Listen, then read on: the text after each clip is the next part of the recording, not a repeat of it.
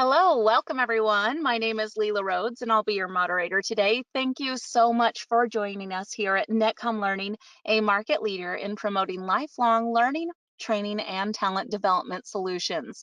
We are very excited to host today's event, Developing Your Data Warehouse on AWS. And presenting today's topic is Brian Wu. Brian has 19 years of consulting experience in information technology industry, and with his rich training experience within the IT industry, covering a wide range of skills and knowledge from data center and network infrastructure to more recently cloud architecture and implementation, he has been training up enterprises in all industry level verticals to help their adoption of cloud technology. Now, please bear in mind that this is just an overview of a very robust topic, and we do offer a collection of technical and business courses that can be tailored towards your specific requirements. If you're interested in a further discussion about those, you can make an appointment with our learning consultants through our website at www.netcomlearning.com. NetCom Learning helps customers build innovative learning organizations by achieving a smarter workforce, adopting change, and driving growth. And we do this with a broad catalog of offerings, developing customized learning plans, and our global delivery capabilities. Since 1998, we have been empowering organizations with our managed learning services to help them reach optimal performance results and address challenges.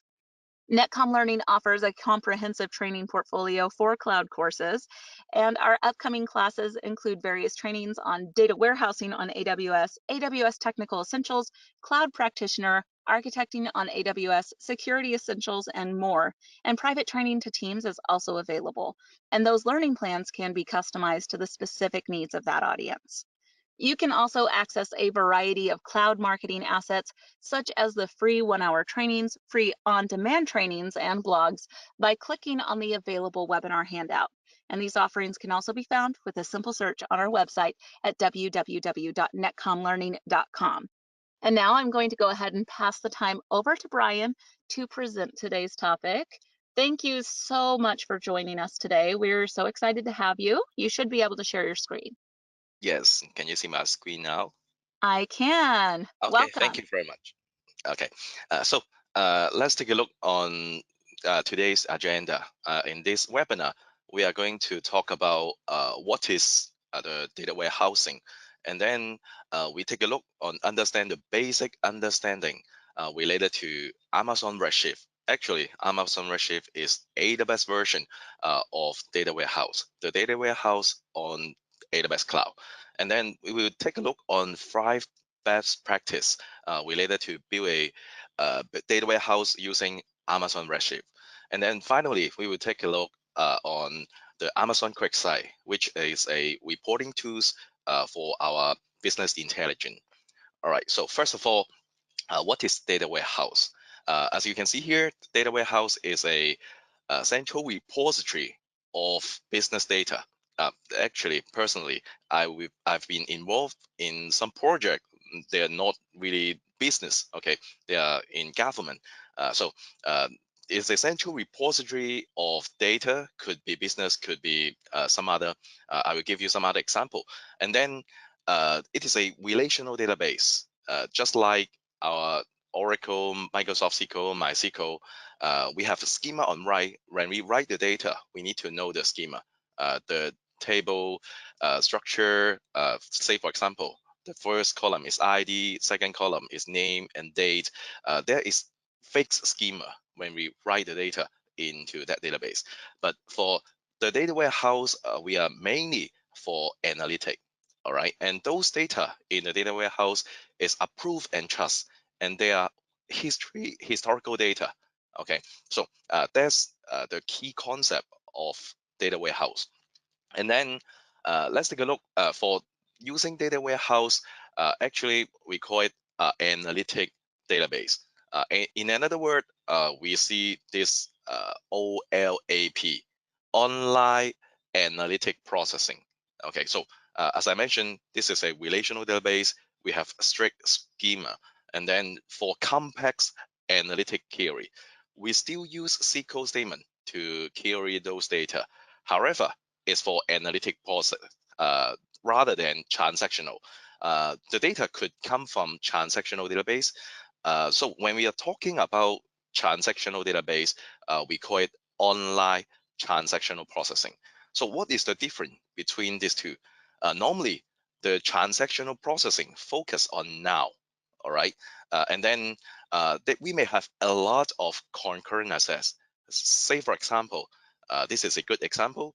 Suppose a bank, okay, we may have thousands or even millions of customer, and then the customer store their money in a bank, and when you use your ATM card, go to a machine, and then after you insert the card, type your password, you can check your balance. Actually, this is a select statement. All right. If you actually draw, let's say, $100 from your from the ATM machine, that is a update statement. All right. Your account balance reduced by 100. All right. So uh, at the same time, we may have thousands of people going to your database.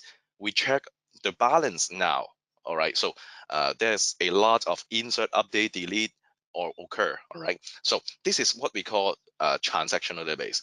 But for analytic database, we not we are not going to have so many concurrences. We make decision based on those database, based on the data warehouse. For example, our manager, we may have yeah 50, 60, or 100 manager, rather than millions of user at the same time access the database. And we base on the historical data. Say for example, for the past 2 years, how many customers they have more than a million, let's say, dollar in their bank account, but there is no transaction. I'm afraid of losing those customer. And which customer will have loan likely? Let's say, do they have how many children, education level, salary level? So we want to make decision. Okay, find our target customer, reduce the cost, something like that in many business. But personally, I delivered to some crime investigation department in Europe. That there's actually they are not focusing on revenue, profit, and then the cost. They use analytic database. They also use Redshift. Just try to reduce crime. All right. So this is also analytic, not necessary business. This is analytic database, and we take a look in more detail. In AWS, yeah, we have the Redshift. Okay, so Redshift is a data warehouse, cloud data warehouse provided by AWS. If you take a look on some success story, okay, how can we find those success story? You can actually go to this website, or you can search from Google. Let me show you here. If you go to Google, just go to search AWS success case story. Now, of course, AWS, we have more than millions of customer around the globe, and actually they make more than 2,200 success case. And if you search like this, go down, you can find the service used by the customer in the success story. So if you check the box Redshift, we have more than 200 company using Redshift as the success story. Okay, so if you go inside, let's say General Electric, my actually the PowerPoint, the slide is coming from here. If you take a look how they use AWS and how they use actually Redshift. So come back to our slide. As you can see, General Electric, okay, and then Capital One, Nasdaq. Okay, you see, so you can take a look. Every day we may have per day, you see, 60 billions of record entering into the data warehouse. Okay, so it is really high scale. Every day we still can handle by using Redshift. And then as you can see, some other big name you can find from the case study. All right. So what is actually Redshift, Amazon Redshift? As you can see, the definition of Redshift is a very fast data warehouse, very simple. Just a few clicks in your AWS account, you can create this data warehouse. and very cost effective. If I do the calculation a lot, go to their pricing. Normally for 1 terabyte data, it will just cost it's around $1,000 per year. All right. If you do the calculation, just a coffee every day, okay, you can hold 1 terabyte data, and then fully managed. For Redshift, you cannot actually SSH remote to the underlying machine, but all those uh, patching maintenance is handled by AWS. As you can see, it's petabyte scalable. All right, you may have petabytes, and nowadays actually we can offload the result back to S3. S3 is object storage, uh, online object storage service. So by using these features, we call it Redshift Spectrum. We can actually store exabyte of data. Okay, inside Redshift, we can store petabyte data, but together with S3, we can store exabyte data. It is really enterprise ready. When I really deliver the data warehouse 3-day training, I will do a demo. Is using one on my left hand, I'm going to use Redshift, and on the other hand, I'm going to use PostgreSQL. So I keep double the data, just a simple select statement. Select from the table, insert back to the table. So keep double and double, and around 1 billion record. Okay, just keep copy. 1 billion record. Even if I have a more powerful machine using Progress, the database engine cannot handle. All right, it takes more than an hour in order to finish the job. But by using Redshift, yeah, this time is much shorter because Redshift is purposely built for handle such huge amount of data and for analytic. Okay, so it is a relational database. It's a data warehouse on AWS, and I can tell you why we call it Redshift. As you can see, the major competitor for data warehouse is Oracle, right? And Oracle, the logo is red. And AWS say if you are using those red data warehouse, you can actually shift to use this data warehouse. And for the past 2 years, I deliver a lot of training to different country, US, and then also Europe and Asia Pacific. I actually see a lot of customer company move from their on-prem data warehouse to Amazon Redshift. Actually, from let's say Oracle Data Warehouse, Greenplum, IBM, and Microsoft Data Warehouse, and a lot more. So let's understand a little bit more related to Redshift. When we are creating the Redshift, we say cluster. Of course, you can create a single node. Okay, by create a single node, single machine. By using a single node, yeah, we have different type. Some of them more powerful, relatively more expensive. So you got a few choice for building the Redshift. By using one node, the one node Redshift cluster, it means we have the leader and the compute node all together. All right, but in a larger environment, we better build the cluster with multiple node. Okay, so as you can see here, yeah, we have a needle node. When we create a Redshift with, let's say, 3 node cluster, actually the leader node, you are not being charged. You are just being charged for the compute node. And then there will be endpoint, okay, for your client, okay, your client actually just talk to the leader node.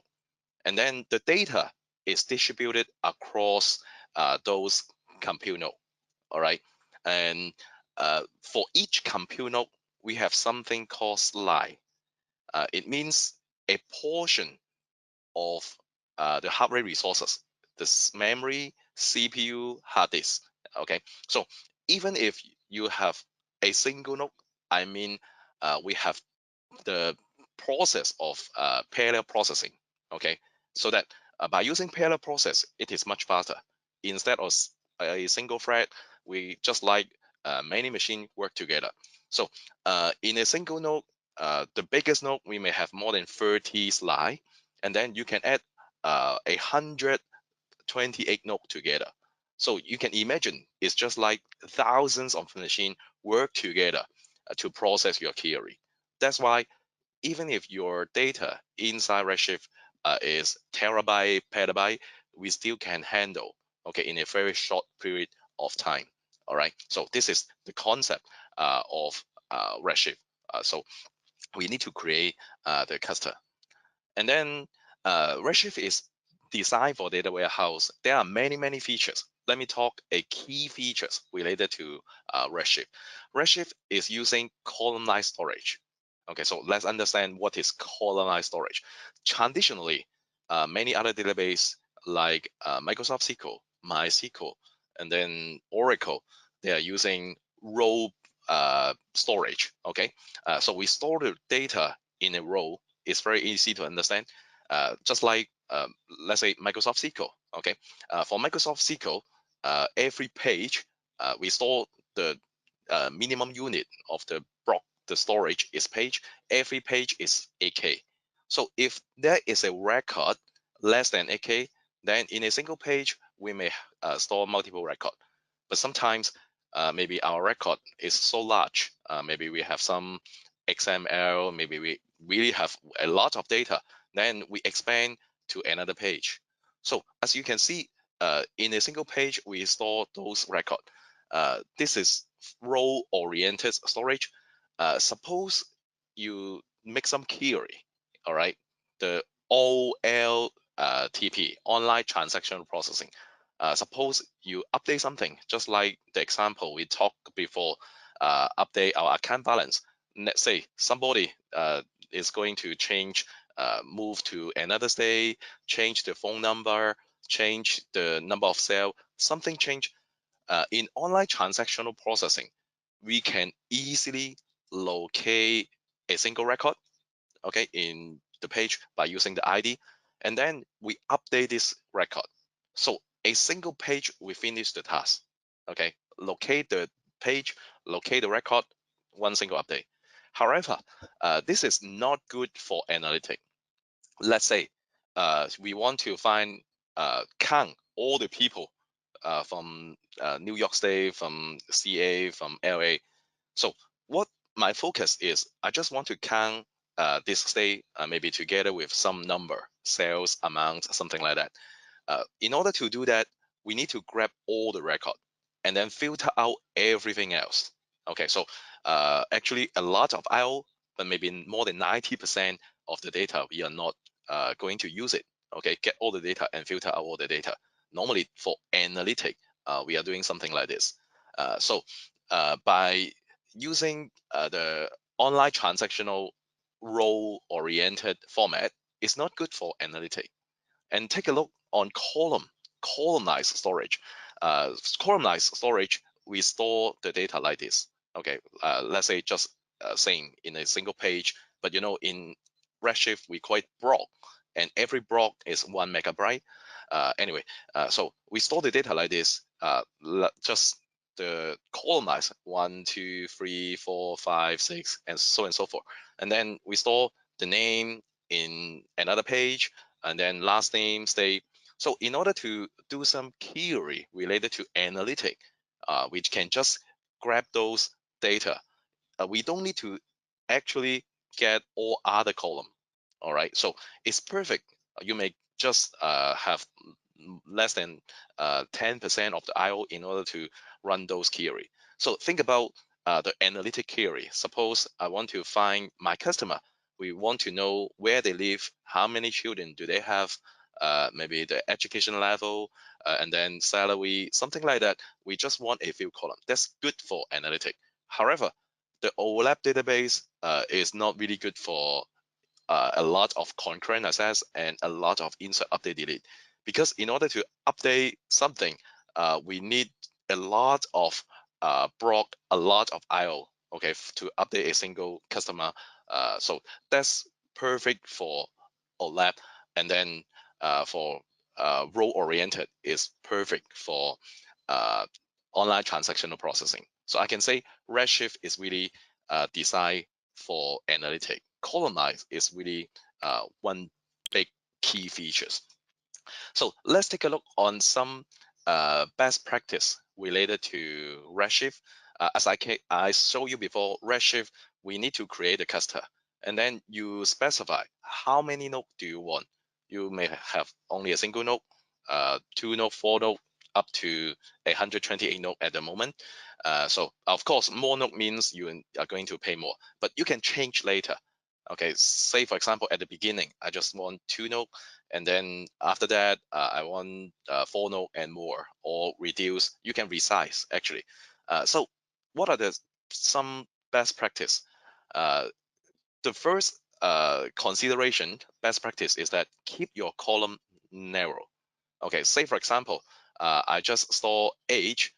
We don't really need a lot of character for age. Okay, people may just a little bit more than 100 years old, right? And some other phone number do not occupy uh, more space than you need. It will not waste storage, but it will waste memory. When you query, we allocate based on the column width rather than the actual data.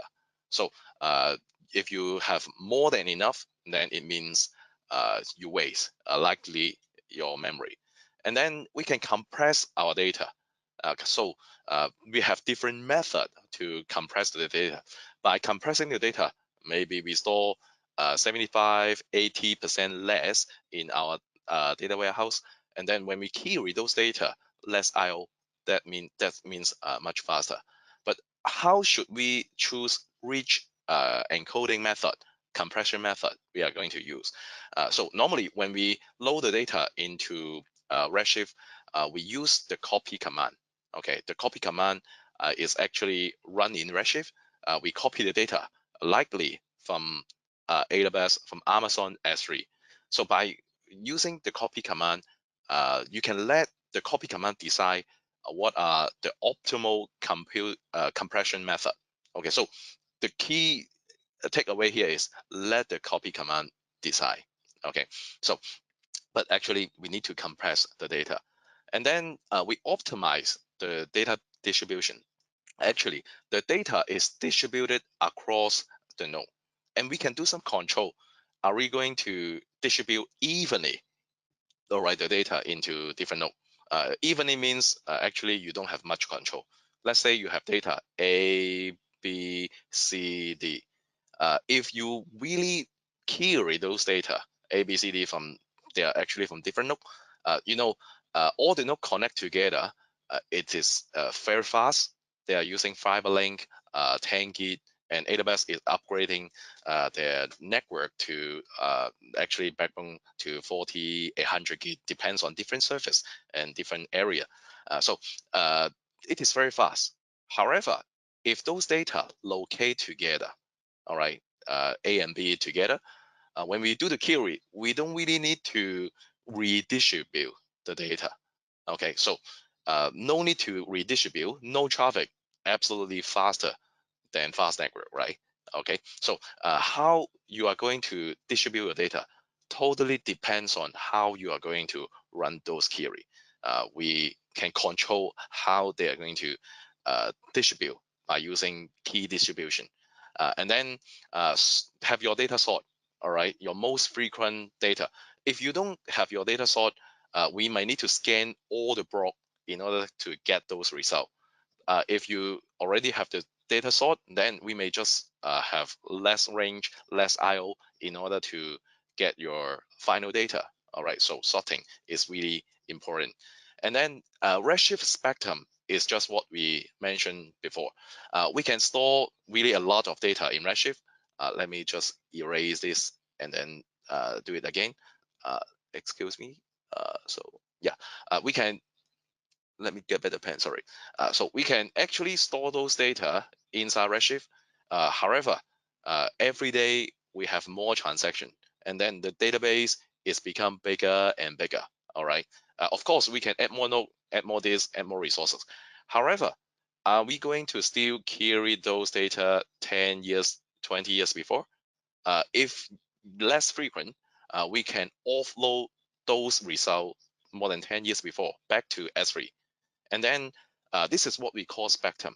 our query, we still can use the same query, same SQL statement, and then query those data, and maybe the most frequent data, most uh, for the past 10 years, the data is from here, and then sometimes you query the data more than 15 years, they can actually grab from S3 from Redshift to S3, not from your client side. Okay, so uh, this is the cost is lower, and then the size in your database is less comparing with storing everything in Redshift. So leverage Spectrum to move some data, some process the data back to S3. So the last part is really related to reporting. There are many reporting tools in the world. In many years before, I already play with the Crystal Report, Business Object, something like that, and then Cornels. And recently, a lot of big name like Tableau, even Excel is a reporting tools. In AWS, we also have our reporting tools, and this is what we call QuickSight. Okay, and QuickSight is a fast cloud, of course, on AWS cloud, cloud power business intelligent BI engine for you to make your report. We can connect to different source. We can connect to the online transactional database, connect to S3, connect to a lot more. But in most cases, we should connect to our data house, because the data warehouse, the data is already processed, already massaged. Okay, so this is very good for analytic. So by using QuickSight, it is scalable and serverless. It means we don't need to manage the server. It is just a client tools, and then you pay for what you use and fully integrated with AWS. We can make the report from, as I said, the relational database, from the Hadoop cluster on AWS, which is called EMR, Elastic MapReduce. But in our case, likely we get the result from Redshift, because they are already ready for your analytic. And then this is just some look and feel. If you want to know a little bit more, you can actually go to the AWS Quick Site, and then yeah, here in the official page, they have a lot more information. This is how we can make a fancy report. QuickSight, actually, we call it Spice. What does that mean? The engine, it is super fast because we use in memory. And then parallel for processing is the key. All right, just like Redshift, we have parallel processing, uh, distributed data across different nodes. All right, and then this is a calculator engine, so you can do a lot of fancy report, interactive report, pie chart, line chart, the bar chart, whatever uh, uh, dashboard that you can make. So definitely give a try on the AWS QuickSight. So this is a quick view related to data warehouse, QuickSight, Redshift in my part. And I'm going to pass back to Lila. Hey, thank you so much. Once again, we really appreciate it. We know there's so much more that you can talk about. He actually does over 2 hour actual courses with us, so the information that he has is very vast. So we are going to get to a question and answer session in just a moment here. In the meantime, while you're putting your questions into the questions panel, we're going to hear from Tripti, and she is our product marketing associate, and she's going to introduce some promotions and event related courses. Tripti, are you with us? Yes, Leila. Hello, you should be able to share your screen. Thank you for joining us today. Thank you. I hope you can see my screen. Yes. Okay, great. So thank you, Leila, Brian, and everyone here for being a part of this webinar. I hope you all enjoyed this insightful session. So now I would like you to direct to a package of information you just received. So if you can see here, these are the classes upcoming coming up in the month of April, and you can also see we are also running some discount on these popular courses as well as other courses we do have. And now also you can access a variety of cloud marketing assets such as free masterclass, free on-demand training, as well as the blog by just clicking on the available webinar handout on section on the go to webinar. So now let me just go through our website. So I can just show you other programs and promotion we are having, and it will be easier to navigate everything over here and make you familiar with our website as well. So this is our website, www.netcomlearning.com. So on the top, if you see, there is an option, there is a option called promotions. So once you click on this, you will going to land on this page. So here you will be going to find all the programs and promotion we are running currently, not only for the AWS, but for other vendors as well. So if I talk about the promotion we are currently running for AWS is the AWS Super Saver offer. So once you click on this, you will going to land on this page. So basically for this the promotion, you will going to get up to 60% off on our popular AWS courses, which include 7 courses of associate, fundamental, and advanced level courses. You can see we are having a huge discount running a huge discount right now for these. Also, this offer is valid only till 31st March. So we are only left with few days with this offer. So so this is an excellent opportunity for you to learn cloud skill at discounted prices. So please go through this offer. And if I talk about, and if I just scroll a little down, you will going to see the free AWS training. So this is the free AWS training. So basically, this is the free hour private group training for a group of employees who are willing to upskill, are willing to skill their cloud, willing to learn the cloud skills. And this is actually the free of cost, and the learning plan for these training can be customized for any AWS product or solution areas to meet the training requirement that helps you to learn AWS. So according to your need, we will going to customize the training according to you. And if you want to schedule a session for this, so do let us know. Just email us at aws@netcomlearning.com, or else you can just fill out this form and we will going to reach out to you directly. So other than this, we do have a program for the corporate as well, which is the NetCom Plus.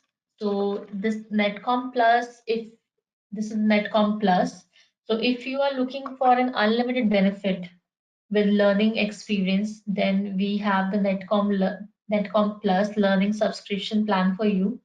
You can get unlimited access over 500 authorized training solutions from the top vendors such as Microsoft, AWS, CompTIA, etc., and more for 1 year. So this is the basic subscription plan we are having, and that can be also customized according to your need.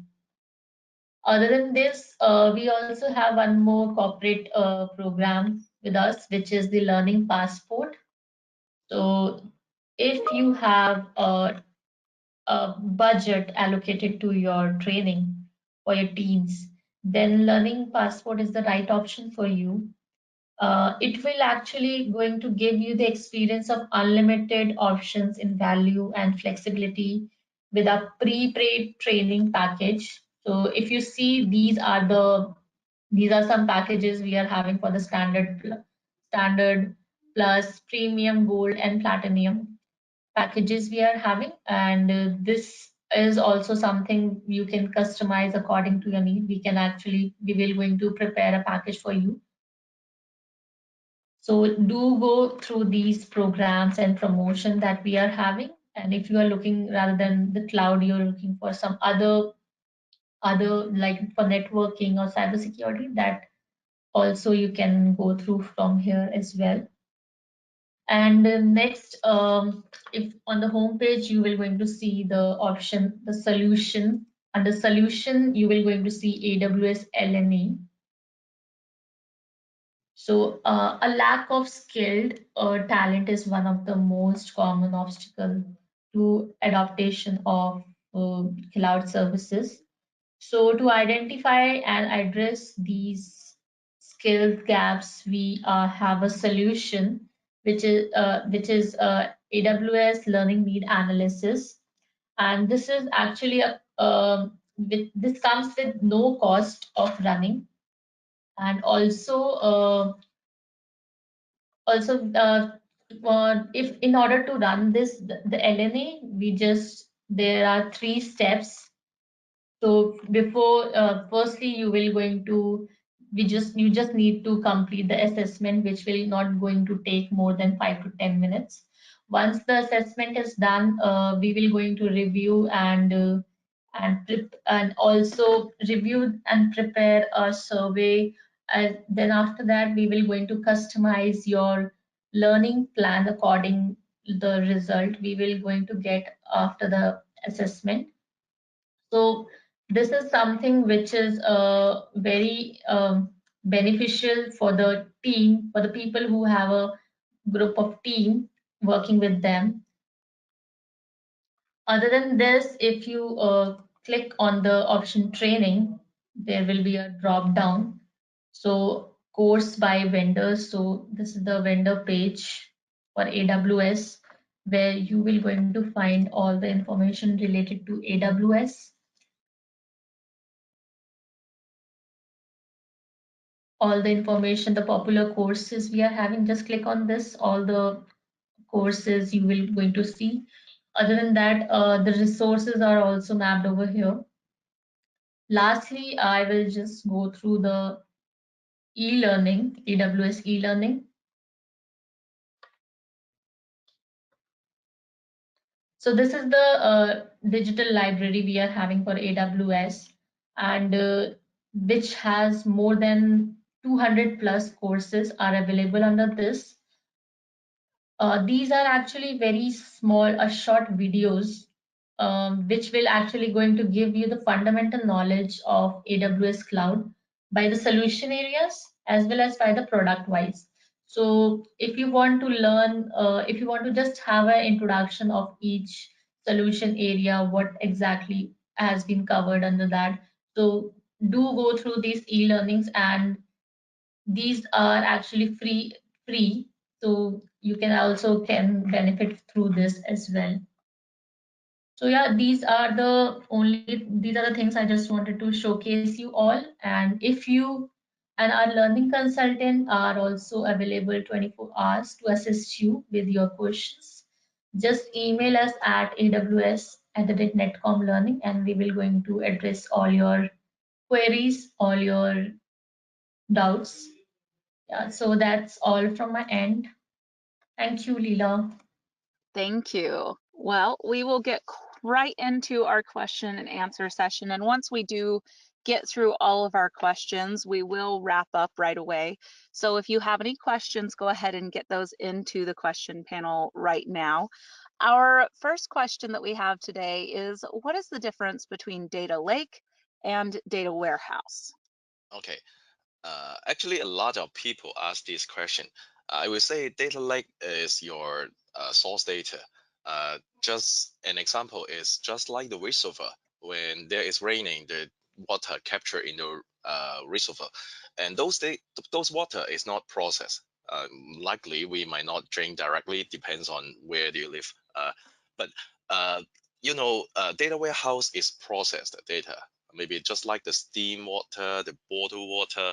So compared to our case, the data warehouse, likely we already do some process, maybe using the Hadoop cluster.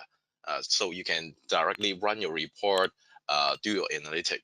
But data warehouse is just your source data. So I hope you can answer your question. Thank you. Okay, our next question that I'm seeing, how can we mitigate from on-premise data warehouse to Amazon Redshift? Okay, in order to move Or those data migrate, from, sorry, I said okay, mitigate. Migrate, it's you knew okay. what I meant. Yeah, I know, I can guess. So, in order to move those data from on-prem to AWS, a lot of customer is doing something like that. We can use the DMS, database migration service. We can support a wide range of source like Greenplum, right, Oracle Data Warehouse, and the destination could be Redshift. DMS is the choice. Thank you. And it looks like we only have one question left in our queue. So if you do have any questions, go ahead and get those in quickly. This last question that I'm seeing is, can we store semi-structured data in Redshift? The answer to this question is that since 2020 December, we can. Before this year, no, because we can only store structured data. Semi-structure, like JSON, this is a very typical example. Nowadays, we can store in Redshift using the super data type. So I can say now we can. Wonderful. Thank you so much. And we want to thank you all for joining us today. If you do come up with any additional questions, please feel free to send them to us at webinar@netcomlearning.com at any time. And we hope that you found today's event to be informative, and we look forward to seeing you back here with us very soon. Also, feel free to tell your friends and colleagues about our events, webinars, and other courses.